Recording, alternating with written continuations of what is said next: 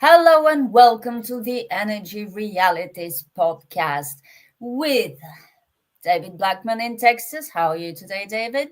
Just lovely. It's just nothing going on. Calm day here in Texas. So I'm just, I don't know, I'm bored.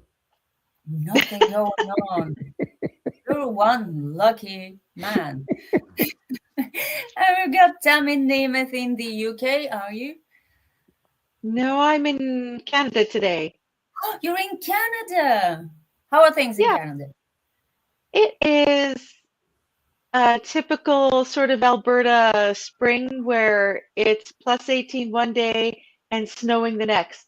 So it's been quite fun here actually. Oh, that's nice. And Stu Turley, I dare not imagine where you are. Where are you? I was just in a bunker somewhere, but I'll tell you what's kind of fun. Is that a wanted poster, Dr. Nemeth, behind you of wanted people that you've captured in your running around Canada? I'm just kind of curious. No, it's a bunch of music from the people I'm staying with have this little Oh, music room and I'm in the music room. oh, wow. So Very lovely. cool. What kind of music? Well, I think that is Elvis and the Beatles Oh, and that's various Elvis other. in the middle. Okay. Yeah. Yeah, that's Nice. Elvis. It Yay, beats a Elvis is wanted in the poster. building.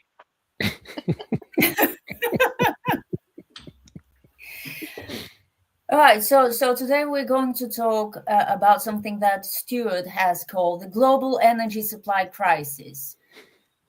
It features things like Saudi Aramco cutting volumes of crude oil to be delivered to Asian customers, about 11 more specifically, tankers carrying LNG initially to Europe, diverting to Asia because prices are higher in Asia. Europe selling gasoline to Asia, even though some European countries have started capping fuel sales, which is very interesting. Who wants to go first? How bad is it going to get? Who wants to go first? Well, I'll David. tell you, let's go ahead and give just a brief update here and let's take a look at the Strait of Hormuz. Let me bring to the stage the strait. And if you look at all the guppies lined up around here this morning, about 4, I was kind of watching these guys. There are 3 tankers that went rolling through the strait. This is an Indian LPG tanker that just passed through.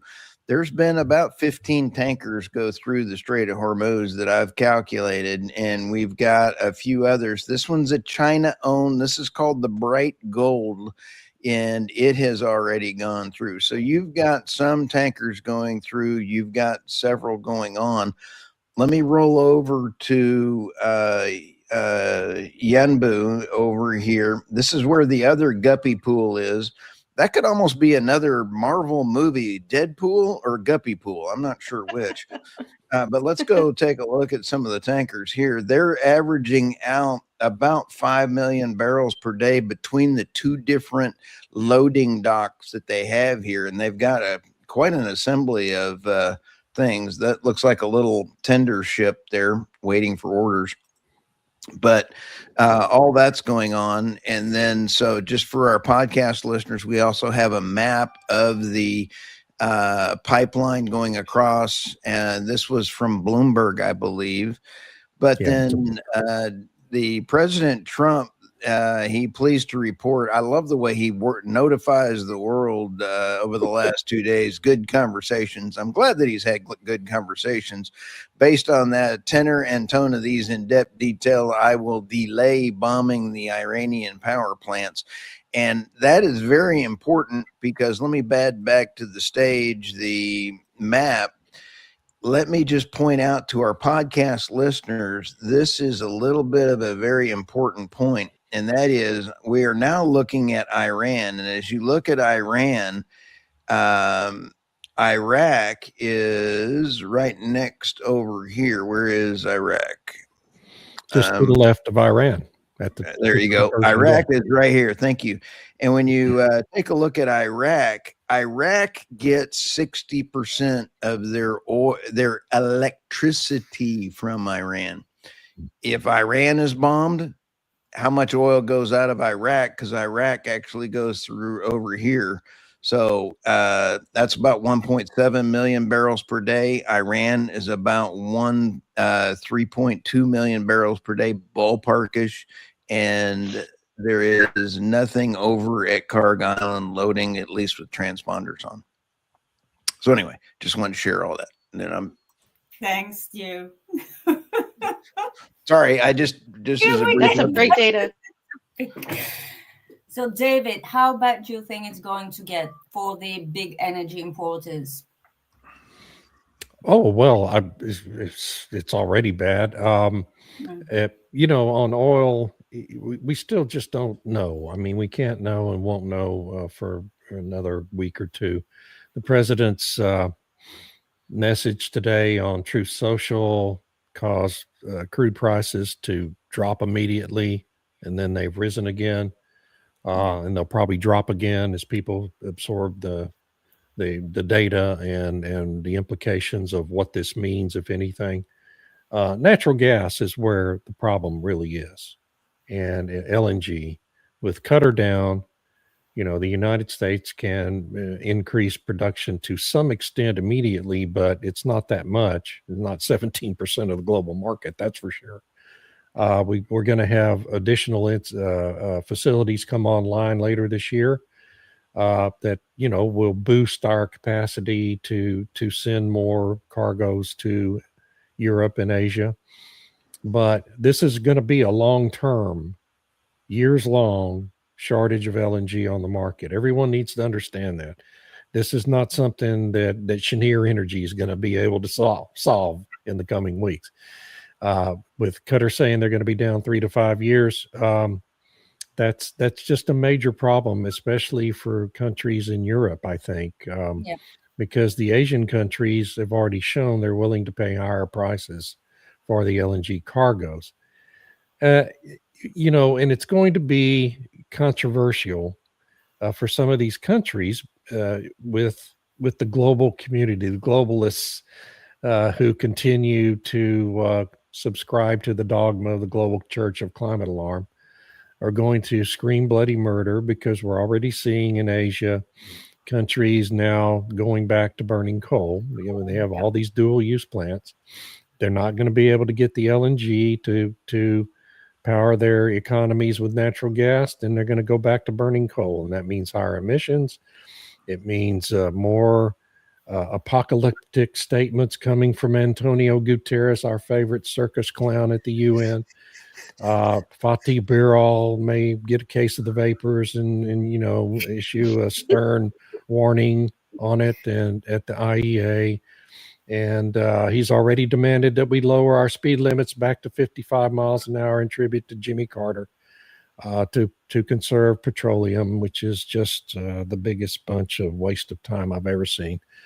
And but I guess the point is just, it doesn't matter what President Trump posts on True Social. We've had these long-term structural impacts now from this conflict on both oil and LNG. And you've got the CEO of Saudi Aramco over the weekend saying, it's going to take us a year to repair their major refinery, whose name is slipping my mind now, that was hit by the Iranian drone. It's going to be a year where the production out of that refinery is going to be down by a fraction, and they're just one of dozens of facilities that have been hit. So this is going to cause a restructuring of supply and demand on the global market. Prior to February 28th, we had an oversupplied market coming out of this thing, assuming it does end fairly soon. We may not have an oversupplied market once things get back online and the Strait of Hormuz gets reopened. We might have a market that's in deficit long before anyone anticipated it would be. And there are long-term implications to that, since we've had this decade of the Larry Finks of the world forcing this ESG mania on major corporations and denying them capital they needed to, find and begin producing new reserves of oil. So our long-term market is already at a deficit, and this is going to exacerbate it. So there's just major implications for any country that imports oil or LNG, and they're going to be long-lasting. That's really bad. And I read somewhere that in terms of oil production, Middle Eastern countries have shut in about 13 million barrels daily. That will take a while to bring back online. And a while doesn't mean a couple of days. So that's really tough as well. But right. I agree with you that gas seems to be the bigger problem for large importers such as most European countries, big European economies.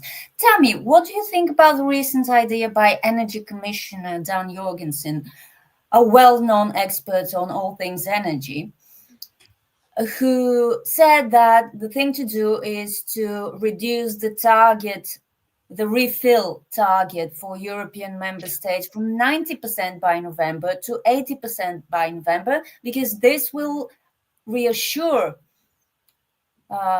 European countries and bring them certainty. Would you care to comment on that? When I read that, I thought, what is he talking about? That's crazy. And how exactly does that help? I mean, I have no words. It was just stunning. And I'm like, and he said it with a straight face. It was very strange. But I would add that first of all, I think it's a big irony that Asia's paying more for LNG, because this is what the EU did in 2022, and Yes. after Nord Stream was blown up, they were going around paying the premium price and diverting supplies from Pakistan and various other countries that had these long-term contracts with Qatar and other producers who just were like, well, okay, we'll take force majeure and break the contract because Europe is offering so much more money. So it's kind of karma in a way, that Asia is willing to pay more and the EU is kind of stuck. Then the other thing that I thought was really interesting is that some news organizations are reporting that Iran is basically extorting and ransoming tankers. So they're charging them $2 million to cross the strait. And I forget, they have a euphemism for it, where they're escorting them, right? It's not a ransom. They're escorting. Not a ransom. Okay. Not a ransom. Definitely not a ransom. We're just escorting you. $2 million to cross. So this is how they also generate revenue, and how do you stop that? How are they getting paid? And then there's the whole banking thing, which I don't want to get into. And then the third thing I just wanted to point out is, I know a lot of people are upset about what the IEA is putting out there, saying, don't drive so much, carpool, work from home, all these different kind of measures. But to be fair to the IEA, and which is hard, but this is what they were it's what they were set up for. This is one of their main things, that when they were formed in 1974, that it was about coming up with some form of collective or broad framework for when there's a crisis, so that countries don't start competing with one another and being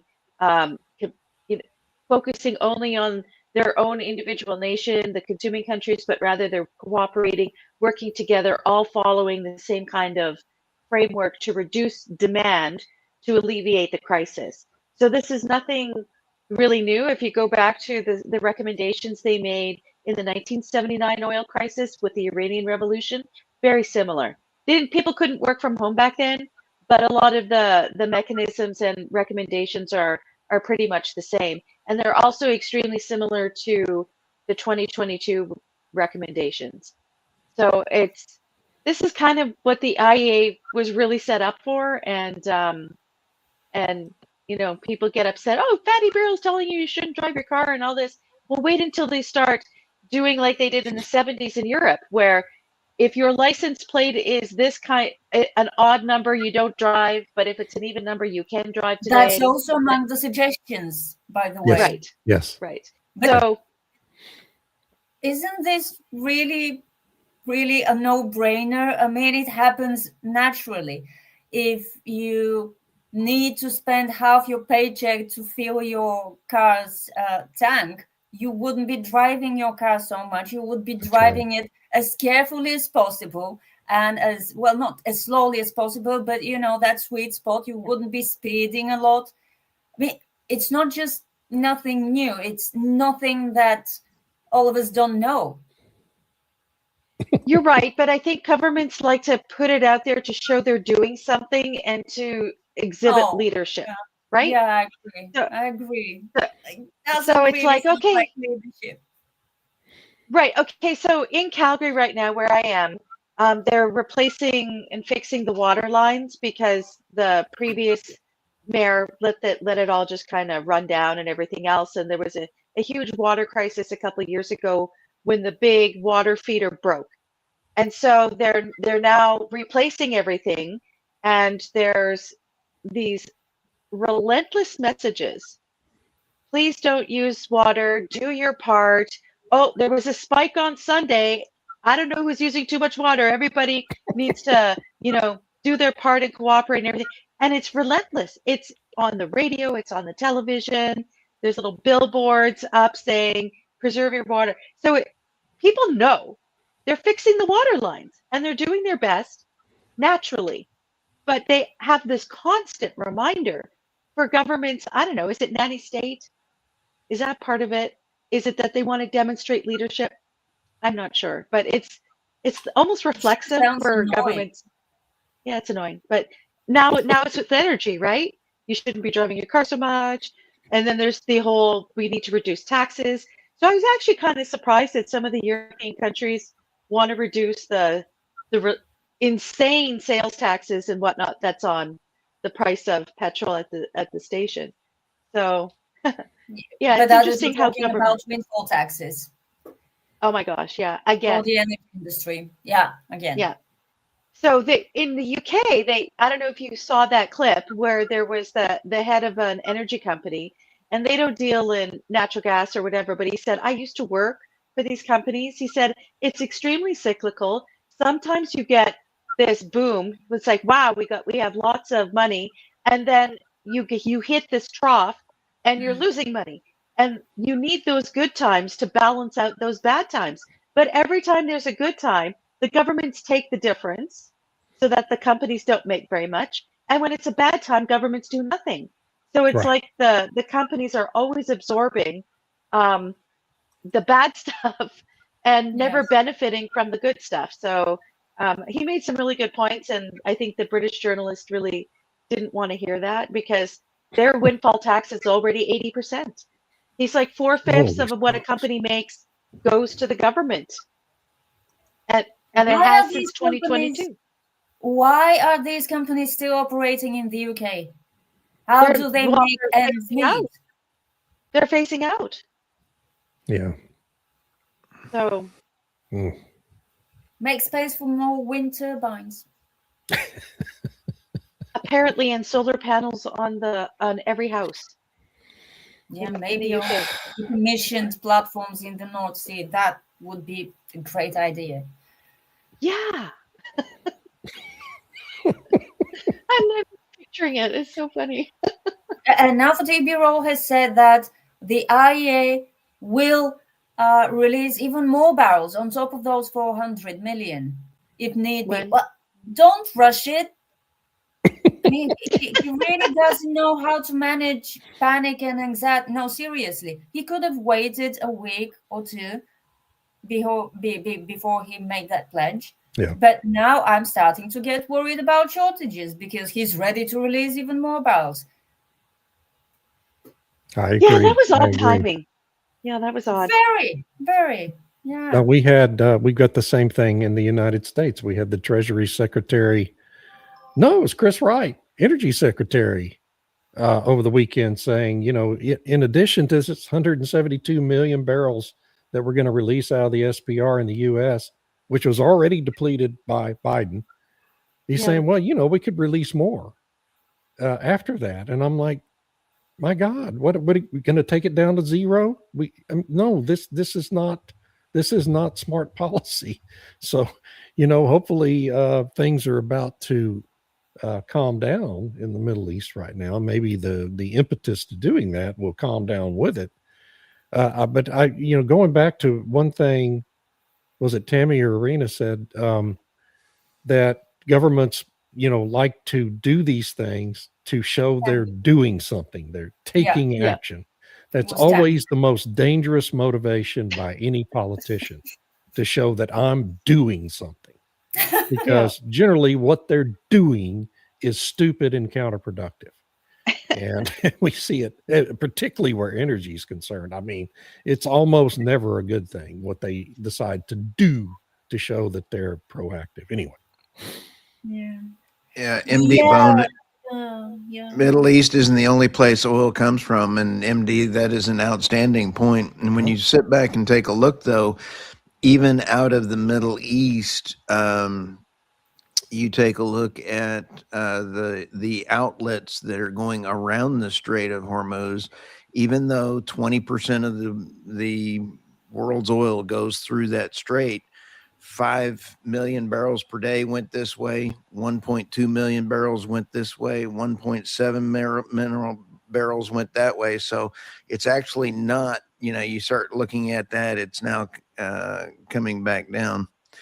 And this person, I'm not sure who you are. I hope not. It's been 24 days, dude. Calm down. I'm hoping that this thing ends quickly. So, and holy smokes. My favorite is this one. We get this almost every week. What is this channel about? Well, normally, we talk about Dungeons and Dragons and things like that, but we decided to talk about energy today. To MD Bones' point, it's true. Middle East isn't the only place oil comes from, but it's the place where a lot of oil comes from. Yeah. And when that oil is gone and the gas that comes from the Middle East is gone, we have something we call a shortage, and we hate it, because whatever the net zero crowd has been doing in the past 20 years, we have not brought down our consumption of oil and gas. And a fifth of that comes from the Middle East. So without it, and that's without even mentioning that different grades of crude oil do not work with all refineries. For example, when we sanctioned, the EU, and the US, thank you, USA, sanctioned Lukoil. I'm not happy about this. We had to start importing crude from Kazakhstan and Azerbaijan because they have comparable grades. Yeah. We can't just start importing American crude because it wouldn't work with our refinery. And it's true for all refineries. They can be adjusted to work with other grades, blends, types of oil, but it takes time and it takes money. So when something like this happens, refiners look for comparable grades. And my car is not running as well as it did 2 years ago. I blame Kazakhstan. When that happens to me in the United States, I blame ethanol, the ethanol content, and for damaging my car's engine. Anyway, Stu, I interrupted you. Sorry. I just blame my wife because she's a horrible driver. But let me go ahead and bring to this. I love my wife, by the way. She's a wonderful, dear lady. I hope she doesn't watch this show, man. You're in trouble. She does not. She's a very intelligent lady that does not watch my podcast. Here's one thing I'd like to point out. We have probably one of the single largest energy disruptions in the history of mankind going on right now. I've never lived through this kind of a news cycle. We're watching it play out in real time. Australia is now got real problems trying to plant crops. We have a fertilizer shortage going on around the world. This is a crisis. We have a food crisis coming around. We have a water crisis coming around. We have a diesel shortage coming around. We have jet fuel crisis coming around. If the world were running on solar panels and windmills, we wouldn't have these problems, would we? We wouldn't be running on windmills or solar panels because they can't run all the stuff that oil and gas run. That's the point. This is a real point. We were never in an energy transition. Could I just ask this viewer who said in Australia we have almost zero reserves? Yes, what is Australia going to do about it? I heard that yeah, you that's guys true. really don't have oil. We got This plenty is a of real gas. problem. And when the 6 tankers turned back away from Australia, China says, "Oh, sorry, we get all of our coal from Australia, but we're not going to give you any oil and gas." So we've had Exxon ship 2 tankers, I believe, to Australia from the Gulf state in exporting in the past month. So you're going to see more exports coming in from that. But the refined tanking is now going at a premium. We've also got Jeff here. I agree with Jeff here. This is Jeff Chestnut for our podcast listeners. The only thing I can come up with for justification of right statement is that we could release more from the SPRs. He's got caught up in the political moment. I want to stand up for the great and wondrous Secretary Chris Wright, because he's put this out as a loan. Anybody that is getting a release from the SPR has to return it with 1.5 barrels going back in. Yeah. It's a swap. This is not a release. That is a different ploy than the auto pen did trying to get that. So, and I need to clarify, that may have been Treasury Secretary Bessent who said that. Now, I'm not positive it was Secretary Wright. It was one or the other of them on one of the Sunday shows. And by Secretary Chris Wright saying yes to President Trump when President Trump says release the SPR or release McCracken. I'm not sure which part of the movie that was, but he'll say yes, sir. But he releases it with a caveat and say you must repay 1.5. So he's going to be getting around it that way. So, morning, Robert. Morning, Robert. China we don't know if it's accurate that China has 1 billion barrels in reserve, but it sure has a lot. Yeah, a lot. It has been stockpiling for well over a year. So there's 2 different reserves. They know how to do energy security. China has 2 different reserves, one for commercial and one for strategic.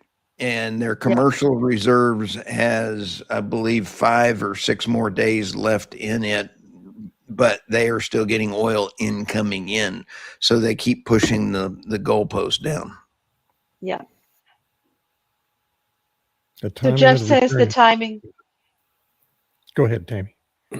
The timing of the return is critical, as when we draw down the SPR, there can be damage to the storage cavern with extended evacuation, which is what happened under Biden. So, yeah. And they're still, repairing those damaged caverns. So, you don't want to damage more of them. Yeah. Nobody thinks Brunei how complicated all this is. Anybody know who Brunei sells oil to? No idea. I don't know. But I'm sure Tammy will check it. I believe that's Governor Newsom's hair salon. It's the Brill Cream oil. Isn't that Governor Newsom's hair salon, Brunelli? That was a joke. Hair gel, grease, I get oil. We get it. Okay, sorry. It's really bad when you have to explain. It's Monday morning, folks. I've already been up early, so just bear with me. Apparently, Brunei sells their number 1 trade destination is Australia. Number 2 is China, Japan, Singapore, Malaysia. Cool. So, well, currently they sell to no one. But that'll change soon, hopefully. Hopefully. I want to go back to, David, what you said before, and Stu, about this happening in real time and how everything's happening so quickly and whatnot. And I think one of the interesting things about these crises, if you think about the original Iranian one, it started in 78, it went through pretty much all of 79, and was a problem in 1980 even. And nowadays we expect things to happen and be done in 24 hours. We have zero attention span for anything lasting any length of time. Yeah. And so it's like this started on February 28th, and oh my gosh, it's a forever war. you know, like you said, David, it's a couple weeks, and I think it's crappy that it's ongoing, but it's not like the Venezuelan operation where it was over in 24 hours. Right. But that's what people expect. And Right. I think that's a bit frightening in our modern society that we just expect things to be over really fast. Oh, this Yeah, happened. because Boom. Trump said it was going to be over really fast, Yeah, and they yeah. believed him. Yeah. Yeah. No, I think it's a product of our instantaneous communications, right? I mean, everybody's so That used to too. knowing everything that's happening immediately on X or TikTok or whatever platform, social media platform you use, that when something lasts longer than immediately, we get frustrated with it, right? And it is frustrating. I mean, the whole thing is frustrating, and it's having enormous impacts on people all over the world, and it's going to be long-term impacts. And so everything's up in the air, and we're all trying to analyze it and figure out, what's going to happen. But what amuses me and what I think is so destructive in our media is, and I really do believe this, I think the 24-hour cable news channels are maybe the most pernicious element of our whole society in kind of influencing our population to believe things that just aren't so. Yeah. So today we have this message from the president that there's been uh, talks for the last couple of days that have been productive with Iran, and they're going to pause for 5 days to see if they can work something out. Well, within the next, probably while we're doing this hour-long podcast, there's going to be panel discussions on MS Now, Fox, and CNN Yeah. with people who know literally nothing about the energy situation in any part of the world or any element of it, posing as experts on this Yeah. subject and making predictions about who's going to get hurt, who's going to be helped, where the price is going to go, and all that kind of stuff. And 2 hours later, Abby Phillip will convene a panel with 4 other people on there who will say exactly the opposite. So our whole society remains confused because all the experts aren't experts anymore. But we demand these immediate forms of communications and information so that we can go out and talk to our friends and claim we know what's going on when we really don't know squat that's actually accurate. And I just think it's a huge problem that our society has to get its arms around here in the US, and I suspect it's no different in Europe or Canada or anywhere else. It's just everybody has unreasonable expectations because of our instantaneous communications, which for the most part is a good thing. I'm not saying we need to go back to landline telephones and fax machines, folks, so don't accuse me of that. But we do have to this is a societal issue that we really ought to try to figure out a constructive way to rein it in, because it really is very counterproductive in so many ways. I Yes, think a because lot of it's all people about. are hooked on news, and they don't see it as something that may, or then again, may not be true. Yeah, exactly. They take it at face value, and this fact that they're hooked. I mean, there are some people who keep their televisions on throughout the day. Yes. Yeah. Yes. In the background. Yeah. May I interrupt for just a second? This is live in the Hormuz Strait. The Jasmine oil products tanker is going through the strait, and I found this very interesting. Notice this smaller boat. It is, quote unquote, a pleasure craft from Iran. Pleasure craft. So they paid their $2 million to get escorted? Yeah. Is that an escort vessel? Oh no! This is a waiting to happen moment. Is it a unmanned craft that's about to hit it? I don't know. Anyway. I like the pleasure craft. I think that's funny. That is extremely funny. Sorry. They're having fun. It's got a suitcase full of $2 million on that pleasure Yeah. craft. So yeah, they're having a lot of fun. That website is marinetraffic.com. Shout out to them, marinetraffic.com. They're amazing. There was a question up there from Mike where he was asking how much refined products you get from a barrel of oil. 44 to 45 gallons of petroleum products from a barrel of crude oil.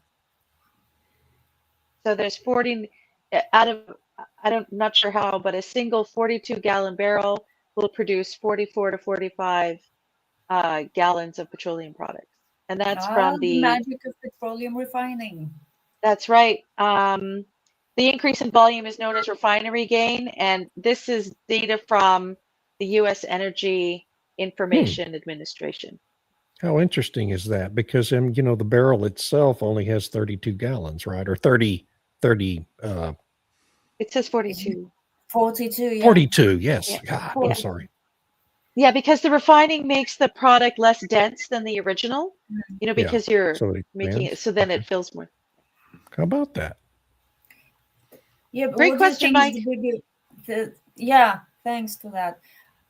What do you think is the biggest crisis? Because I think the biggest crisis is the one with fertilizer shortages. Because I was going to say the same thing. Yeah. Food. Yeah. So North America is well positioned. We have a lot of fertilizers, all of them, and I think what Canadians are facing, because we're the largest potash producer in the world at potassium and whatnot, and they're like, why do we have to pay so much more when we have it here? It's like when everything's not a crisis, everyone's happy to sell on the global market and have the global price. But the minute there's a crisis and it increases that global price, the people who produce it get angry because they figure, why should we have to pay more when we have it? Instead of, well, it's a global price. You have to, that's just the way it is. So yeah, but I do hope you keep more of it at home for your local farmers. I don't know. It's so expensive. I know farmers who, if they didn't purchase their fertilizer last fall, won't be able to afford to do it this spring. It's just way too much. It's too expensive. That's bad. Right. So shortages of food.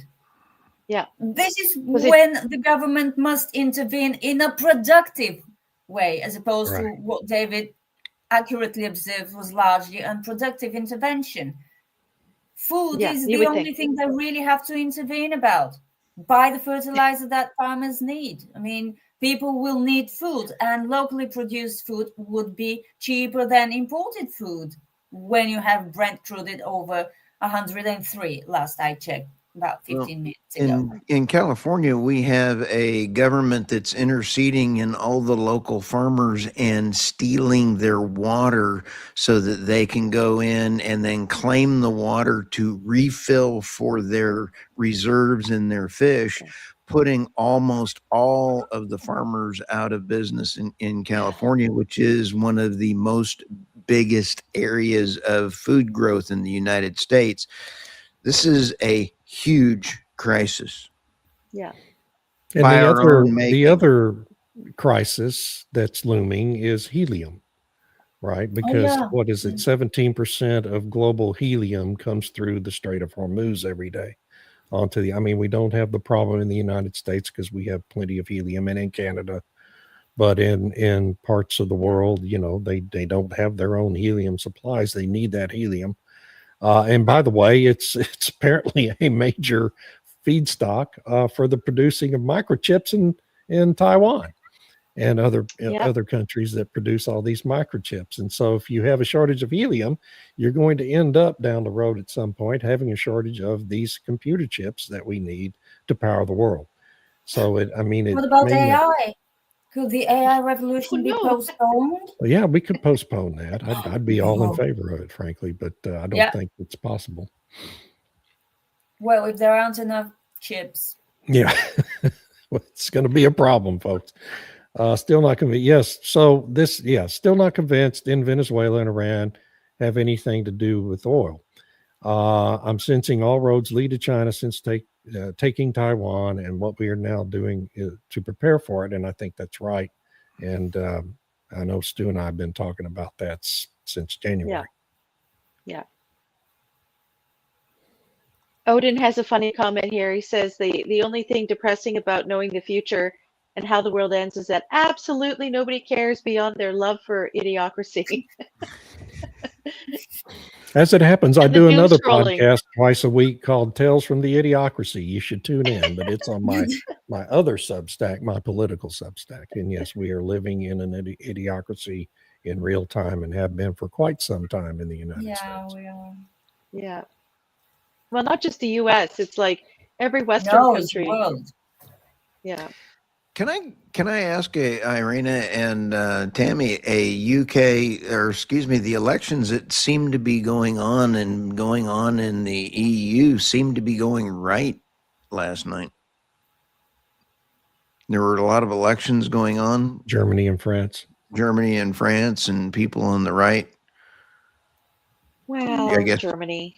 I don't know. I mean, when was it? Just a couple weeks ago, the Greens won in a German riding, and now the Right. CDP won in this particular riding. And the problem with the European elections is that there's 20 parties, and Yeah. they win with 21% of the vote.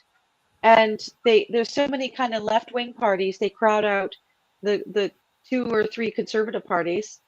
And I'm sure they're crowing about how the AFD didn't do well or something, but the I don't know. AFD doubled its percentage Yeah, yesterday in the German That's election, but yeah, it but still still not doesn't enough control to, anything. Yeah. right? Yeah. The I don't know. same I thing in just hope, France, I Marine just Le hope Pen's the party. EU will be too busy watching Hungary to meddle in our elections, and maybe we could get a break. I'm serious. I'm really Yeah. serious. I love Yeah, Rodney's comment here. This is so true. God When God runs runs out out of of locusts, he says. governments, when God runs out of locusts, he sends governments. Well said, Rodney. Love it. Oh, I wish I'd have thought of that one. Gotta remember that. Yeah. We'll see. But you're right. I mean, they're so obsessed with Hungary and getting Orban out, and I'm concerned about that election. And They're really obvious about it, and that's not good. The deep state runneth deep. And the deep state is running out of money. That's a very interesting observation, because it has potentially major implications for the future. It certainly does. The deep state certainly is does. getting as like a wolf in the corner right now. Watch what happens. Yeah. So we've got a new poster here. Odin. Americans are the type of people that grow marijuana indoors just to complain about power outages or fires created by them, along with dead firemen and freezing elderly. Okay. I Odin let you doesn't last like one. America. Okay. Well, good. You have He to put the last one follows on up there. with a very good one here. Civilization ended when the handkerchief went away. So there you go. I wonder Absolutely. how he feels about fax machines. Fax machines were great. That was Yeah. such I advanced hear- technology at the time. When was the I fax hear this machine government- invented? Oh, 1945, 1943 by the Japanese. Wait, what? cool. Say that again? Fax machines were invented by 1943, I believe, by the Japanese. Take a look at it. Well, I didn't see the Facsimile. first one I saw was in 1988, but I'm in America, so we were way behind. You're older than that, David. Come on. No, it's the first fax machine I saw. Oh no, you were there for the original machine.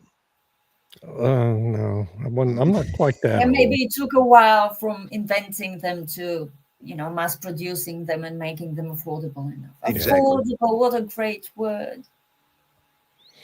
So I agree. I tend to agree with the handkerchief comment. I still have handkerchiefs that I received for my high school graduation that have my initials embroidered in them, and they've never been taken out of the box. They're in a box somewhere in my attic. I ought to go break them out because I like handkerchiefs. Handkerchiefs are handy. Yeah, they are. I was going to say, I've got underwear older than you is a line that David, you use. So be careful. Okay, we're way off the Okay, topic here. we've diverged. We've diverged.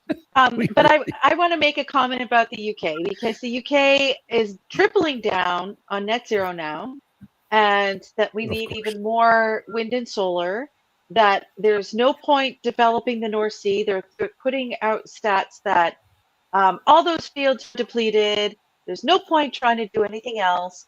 And Catherine Porter has been relentless, pushing back on X whenever they make these stupid comments about, like, you know, there's a political boundary of jurisdiction in the North Sea between Norway and the UK. And it's just a political boundary, because the fields are still, it doesn't just end, because they've developed these really big fields on the Norwegian side, which clearly go over to the UK side. But apparently, in the UK mind, once you put that little line on the map, that's it. The oil stops there. So there's no oil left in the North Sea, and Catherine Porter's like, "Come on, you guys!" But the propaganda gets out there, and that's the messaging. I would like to give Liz Truss a shout out. She was the former Prime Minister of the UK. I had the opportunity to interview her, and she delightfully said that the United States would have never had the neglect by Herr Starmer if she was in there, and she would want to have already had a trade agreement. I can see why she was run out immediately by the deep state in the UK. She was very upfront, and I just want to give her a shout out. Hopefully she can get back into power and have people listen to her, because she was a breath of fresh air on the interview. The UK wasn't the only country, though, that's tripling down. I mean, the European central authorities are also tripling down on more wind and solar, because now is the time. It's actually the new refrain. Now is the time to get off fossil fuels. Again. Which tells you how knowledgeable these people are. Well, we had Dan Jorgensen as example. So yeah. Well, I mean, they made the same case in 2022, right? When Russia invaded Ukraine. Absolutely. And it was, now is the time. This is, and they did their best, and it didn't work. They blew up those pipelines to get off. Putin lost his Nord Stream lines to America. Probably it's probably our guys that did that. And aren't they still determined to have no Russian oil and gas in 2027? Yes, while buying every single cargo that Novatek produced in February. Oh my God! They really think that they can, gobble up all the Russian gas they can get their hands on until, they shut the door, bar it, and lock it. And then where are they going to get the gas from? Seeing as it really looks like the tightness, well, maybe not a shortage later in the year if the war ends, but tightness of supply. Where is it going to come from? By the way, Woodside, was it, or Santos, just shelved a new LNG project, a very big LNG project. Barroso, I think it was called. I just saw the headline. Oh, I didn't see that yet. Okay. Sorry. Yeah. That up. Wow. That seems counterintuitive, doesn't it? I've seen that. It's actually a pretty cool one. I want to put this one up here. Stand behind your country. You quit being a wimp. Yes, Texas is a country, and yes, I stand behind my country. He's probably talking to me. Addressed to you. Maybe it was to one of us. I don't know. Which country is it? But yeah, it's going to be interesting. Even if the fighting and the bombing stops this week, it is going to be interesting for a much longer time. I wonder when they'll start talking about the glut again, though. What I'm trying to calculate. What I'm trying to calculate is the amount of. If everybody remembers the old Wendy's commercials, where's the beef? And you see these old ladies flying around in the back of the car. It's kind of an American joke when they're wheeling along like this and she's screaming, where's the beef? Because that was an advertising commercial. I'm going to say, where was the glut? I've always said there's not a glut, and it only took 4 days, and now we have no oil glut. So what I'm trying to calculate is how much has actually been pulled off. And Irina rightfully pointed this out as the right question. How much has been shut in, and how much of it will come back online? So that is a tough calculation I'm working on right now. And it's actually really going to be interesting to see. We are not going to be in an oil glut for a very long time coming out of this. Yeah, sorry, this viewer, Colette, it's not a new one. Barossa is not a new one, but they're shutting it down for several weeks. I just checked. It's not new. It's an operator. It's a flagship LNG. But sorry, there are so many. Yeah. It's confusing occasionally. So they're shutting it down for several weeks. A plant shut down. Okay, it's 3.7 million tons per year. So there goes more supply. So to go to sort of what Stu was saying there about the glut, whatever they were saying, is gone. But what I sense what the EU is going to do is that they'll say you don't need to invest anymore in oil and gas because demand is going to shift now. People are going to get used to not having the fuel, and they'll make alternatives, and everything will be okay.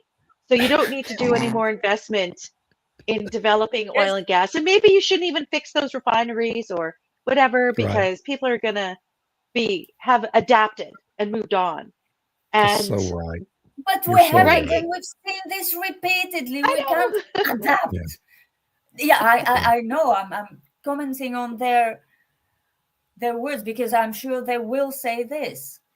Yes, absolutely, they will. I mean, that'll be Fadi Birol's next report. After witnessing the failure of this narrative over the past 5 years. Yeah, we'll just go through the whole cycle again. Yeah, and right back in oil again. They will discover with amazement that expensive oil and gas also makes panels and turbines more expensive, and they'll start talking about supply chain disruptions again, and it's really so exhausting. And they'll blame it on something else. It won't be the increased cost of the oil and gas to make the turbines and solar panels. They'll have some other excuse on why it's more expensive, and I'm sure it'll be our fault. Well, they could blame oil and gas prices, and then blame us for being hooked on oil and gas prices or something like this. They have done it before. They'll do it again. The good thing is, I think a lot fewer people today would believe them than would have believed them, and probably did believe them 5 years ago. So that's good. Yeah. So here's an interesting guessing game. Yeah, this is good, actually. Irina's piece about Goldman, right? So that, but I mean, that's the no-brainer of the day, right? Or the no-brainer of the year. Yes, you got to increase your oil price forecast because of everything that's happening. They're now doing it every other day, basically. Right. Wow. But so let's just all take a guess. We're going to be back here a week from today at 7 a.m. Central Time, folks, on the same channel that you're tuned into right now. Let's all take a guess. So WTI, let's just do it on WTI. We started at 99 today. It dropped to 88 as soon as Trump put out that post. It went back to over 92. Now it's back to about 91. Where's it going to be a week from today? What do you think? Where's WTI going to be a week from today? I say 90 because it's the easiest. 90 is easy. That's a nice round number. Tammy? Oh, don't make me make a prediction. Come on. I hate that. Okay, pick a number. I'm going to say 87. 87. Okay, 90, 80. Stu? 104? 95 as we just kind of go through this. And because I don't know how much has been damaged, how much has been pulled off. I'm trying to calculate in my head. But how long will that 95 hold is another question. There's two different questions. You can say, what is it going to be next week? What's it going to be in 3 months? Those are two I'm different just, questions. oh, no, Yeah, we're he picking a said point in next time. week. Just Next next Monday. week. Just next week. Are you Next writing Monday this morning. down, David? Yes, Yeah. it's in my brain. 90, 87, 95. I got 78. 78. Khalid has 90. What? Yeah, I've got 78 Why do you have 78, almighty one? because I think we're going to be in a ceasefire and the market's going to price in, where we are. I mean, WTI was 65 before all this started. Let's remember. And But it there had was a been as blood low as then. 58 because I- we had an Right. oversupplied market. I think 78. I'm just going to go with 78. It's a wild hair. Let's see where we are. Okay. It's on It's paper. great. I It's on I paper. think it's wonderful Okay. from a standpoint, David, but let me just say there's been a lot of oil shuttered in I or understand. come offline. I And so understand. when you sit back, then you've got tankers flipping all over the place. This is not something that's going to get sorted out quickly. So I think you're a hair low. Let's just see. I can Let's only see. hope David turns out to be right because I do too. I like cheap oil. We love cheap oil. So, I'm 78's right not there that with you. cheap. 78's So- not that cheap. I'm in Alberta right now, and they had their budget release about, I don't know, a few weeks ago, and they have this massive deficit for some reason. But it will be completely wiped out with the higher oil prices. So if the oil prices stay high and sustained for like the next month, They'll their have a deficit will surplus. be wiped.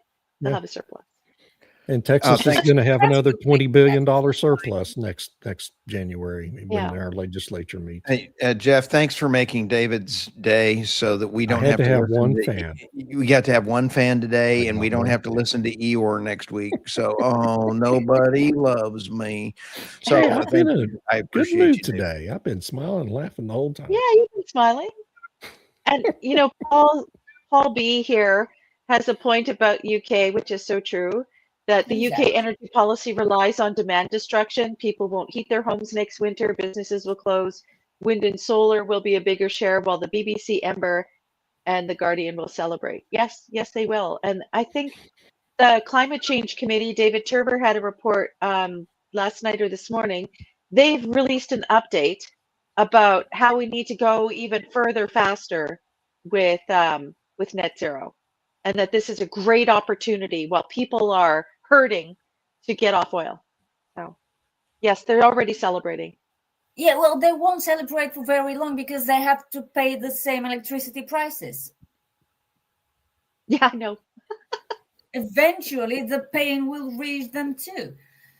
Oh. Yeah, especially because they blew up their coal power plants. So it's not even like in the Asian countries where they're sort You of can't switch. unmothballing them. We can't switch in the UK. So if they run out of the natural gas for the turbines that they decided were going to back up the wind and solar, I don't know. And the nuclear is taking forever. So who knows when that'll be online? And yeah, there won't be that power. Yeah. Well, I that think was Odin needs to have his own podcast. This is I'm awesome. trying to block him, David. He's think just it's kind of fun. inspired. It's kind of funny. Just Did he say something nasty? I didn't see it. Okay, MD Bone, I'm fighting with David Blackmon right now, trying to block him. And David's over here I putting was him back trying to up, give the I'm guys over own here deleting. podcast, man. So, Come on, have a sense of Oh, humor. yeah, he's not, See, he's not insulting us. okay, I thank you. I just have deleted him. I'm tired of him. Thank some of you. this stuff is He funny. did go a little overboard, yeah. You're such a Okay. totalitarian. You. David, Thanks you're for all killing the me, dude. comments. You had some really interesting comments. Thank you. And useful. Yes. Great Yeah. comments today. Thank you. Great job, Irina. You look Especially very- this one. I just want to highlight this one. Thank you. Yes, I agree. You know, Okay. all right. Well, What did we solve today? Did we solve anything? Well, we make price predictions. Okay. Yes. Oh, sorry. I love this one. So hair gels in salon is Jiffy Lube. I love that. And you bet I want to try to share the calculations out as soon as I can get them done. My head's exploded trying to figure all that out. Well, have a great week, everyone. That was a lot of fun. Thanks, everybody. See you Yeah. next week.